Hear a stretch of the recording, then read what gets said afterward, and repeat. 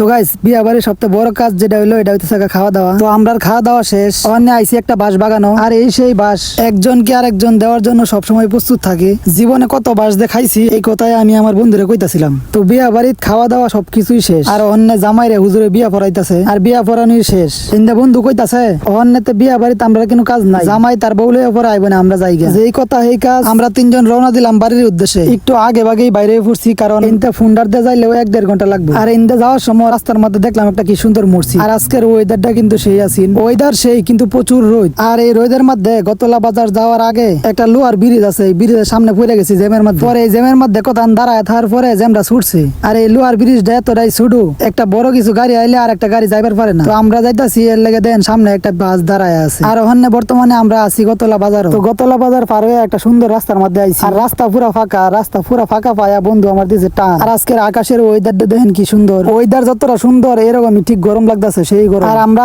পড়ছিলাম দুপুর বেলা, আর জামাইয়ের বউ আনতে আনতে রাত বাজে গেছে 7টা। আমরা যদি আগে না আইতাম তাহলে আমরা এখন আউন লাগতো। আর ইন্দে দেন জামাই কত চালাক, বউয়ের ফেস যাতে না দেয়া যা হাত পাকা দেয়া বউয়ের ফেস ঢাইকে রাখছে।